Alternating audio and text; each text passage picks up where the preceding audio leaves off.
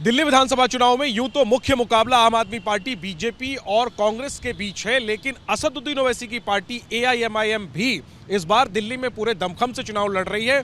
कितनी सीटों पर चुनाव लड़ रही है और क्या दावा है, क्या भरोसा है? मेरे साथ एआईएमआईएम के दिल्ली के प्रदेश अध्यक्ष मौजूद हैं। शोएब भाई, कितनी सीटों पर आप लोग इस बार चुनाव लड़ने जा रहे हैं?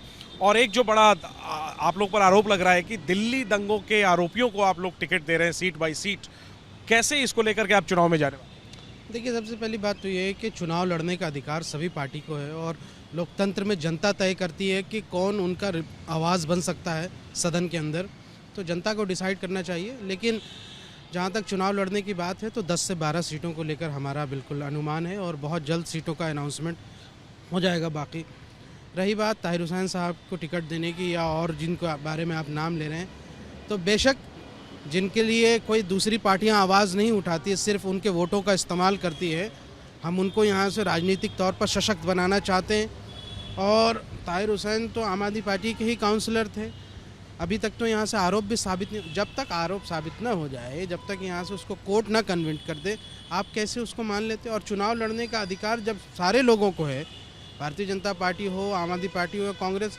जिनके भी लोग लीडर हैं जो जेल होकर के आए हैं या केसेस में मुब्तला हैं, वो सब भी चुनाव लड़ रहे हैं। तो हमारा ताहिर हुसैन क्यों नहीं लड़ सकता, या फिर हमारे यहाँ से दूसरे लोग क्यों नहीं लड़ सकते? अभी आप ओखला का भी आप देखेंगे, इंशाल्लाह बहुत जल्द ओखला में भी फिर मीडिया एक नया बवंडर खड़ा करेगी, तो उससे कतई फर्क नहीं पड़ता। जानबूझकर ये क्यों कर रहे हैं फिर आप लोग? क्या आपको और कोई उम्मीदवार नहीं है?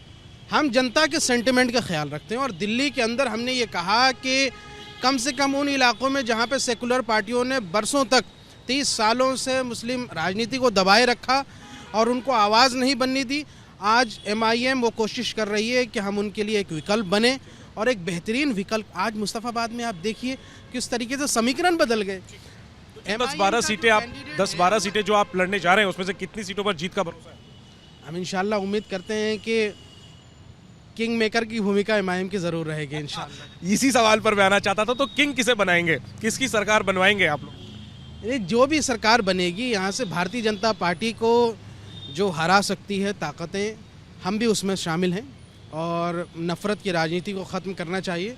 और मैं समझता हूँ कि जो भी हमें ताकत जनता देगी इस चुनाव के बाद, इंशाल्लाह वो बहुत मजबूती प्रदान करेगी और दिल्ली की राजनीति में एक माइलस्टोन साबित होगा इंशाल्लाह। आपने कहा 10 सीटें आप लड़ेंगे, उम्मीदवार तो आप नहीं बताएंगे, मैं जानता हूँ। सीटें बता दीजिए कौन कौन सी आप लड़ने वाले हैं। आपने मुस्तफाबाद का ऐलान कर दिया, ओखला में लगभग ऐलान सबको पता है कि उम्मीदवार कौन होगा, और कौन कौन सी सीटें आप प्रमुख रूप से लड़ने वाले हैं? सीलमपुर, बाबरपुर, और बाबरपुर के अंदर भी बहुत चौंकाने वाले आपको फैसले देखने को मिले।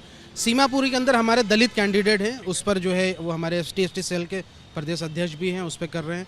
और बल्ली मारान, चांदनी चौक, सदर बाज़ार, मटिया महल और जंगपुरा को लेकर भी यहाँ से हमारे संगठन का बहुत उसमें रिकमेंडेशन आया है और संगठन तैयार है। जंगपुरा के अंदर शायद वहाँ पे आम आदमी पार्टी से कुछ उनके चेहरे लड़ रहे हैं, प्रमुख चेहरे, तो जंगपुरा से भी कुछ अच्छी चीज़ें आ सकती है और बहुत जल्द जंगपुरा के बारे में भी हम बताने वाले। तक उम्मीदवारों का ऐलान हो जाएगा 2 से 3 दिन के अंदर में सभी सीटों। ठीक है, शोएब जमाई प्रदेश अध्यक्ष एआईएमआईएम के बता रहे हैं कि एआईएमआईएम जो है वो 10 से 12 सीटों पर, और खास तौर पर अगर हम स्पेसिफिक कहें लगभग 10 सीटों पर एआईएमआईएम चुनाव लड़ने जा रही है। उसमें बाकी तो मुस्लिम बहुल सीटें हैं ही दिल्ली की, जैसे मुस्तफाबाद, सीलमपुर, बाबरपुर, मटिया महल, बल्ली मारान। इसके अलावा सीमापुरी, चांदनी चौक, ओखला सीट भी मुस्लिम बहुल है, और सबसे इंपॉर्टेंट जंगपुरा सीट जहां से मनीष सिसोदिया चुनावी मैदान में है, उनके सामने भी एआईएमआईएम जो है वो उम्मीदवार उतारने जा रही है। एआईएमआईएम का दावा है कि वो इस बार किंग मेकर की भूमिका में होंगे। चर्चा में एमआईएम इसलिए है क्योंकि मुस्तफाबाद की बात करें, वहाँ ताहिर हुसैन को एआईएमआईएम ने उम्मीदवार बनाया है जो दिल्ली दंगों के आरोपी हैं, और इसके अलावा ओखला सीट से भी दिल्ली दंगों के एक और आरोपी शफाउर रहमान को पार्टी उम्मीदवार बनाने जा रही है। तो इसके कारण काफ़ी चर्चा में है एआईएमआईएम, और जाहिर सी बात है एआईएमआईएम यानी असदुद्दीन ओवैसी की पार्टी अगर मजबूती से चुनाव लड़ती है दिल्ली में, तो सीधा इसका जो नुकसान कहें या इसके लिए कहें कि चुनौती बढ़ेगी, वो आम आदमी पार्टी की बढ़ेगी। कैमरा पर्सन अजीत चाको के साथ Jainendra, ABP news, Delhi. For exclusive and insightful videos, subscribe to our new channel ABP Live Premium.